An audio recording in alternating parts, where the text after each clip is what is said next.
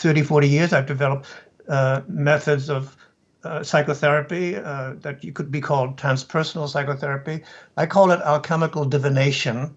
And then and it's described with lots of examples in this book too, The Ecology of Consciousness.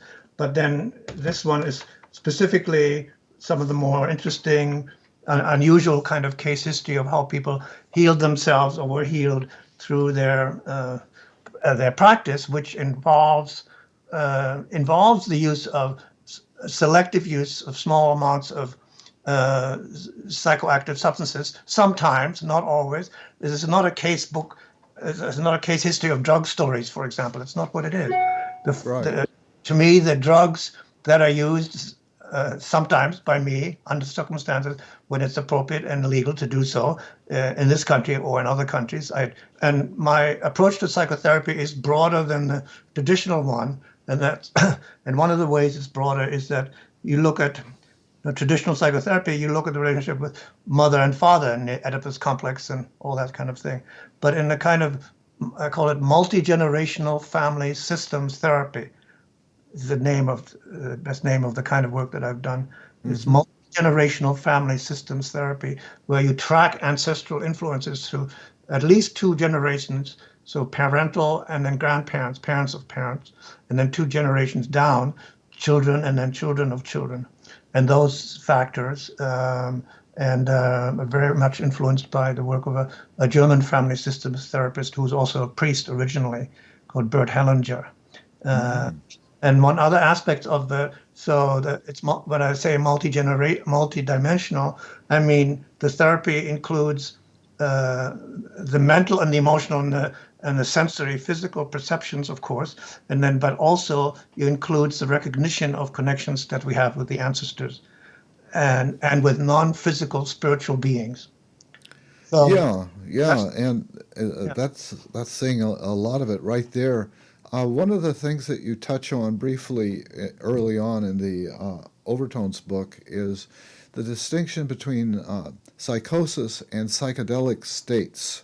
And maybe you can say a little bit about how one distinguishes. I remember back in the day, it seems like one of the terms that was being used was psychotomimetic, or was it psychomimetic?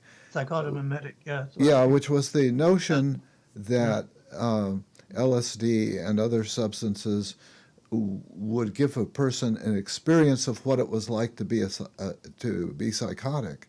Right. And I think the answer is kind of yes and no. So tell us about the distinctions. And that was a psychiatric. One of the interesting things about these drugs that might be called psychedelics more generally is that there's really no agreement of what they should be called, you see.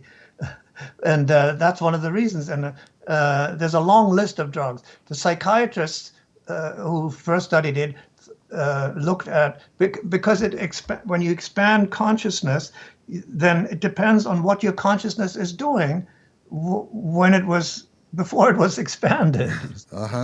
And if you have an appropriate set and setting for it. So in a psychotic state, there are profound changes in sense perception sometimes, but they happen and the person has no idea why they happened, and are freaked out in a state of anxiety about them. Yeah, that's a big difference between whether you've deliberately chosen to alter your conscious or suddenly you find yourself in a very strange state. Right. And very crucially, you have the knowledge that you took an actual drug that changed your perception, that you knew ahead of time. I mean, you may not have understood how much it would change your perception, but the poor psychotics or schizophrenics, they don't have that. They don't have the knowledge that their perception, well, they might have the knowledge that their perception is abnormal, but they don't realize that it's a temporary state.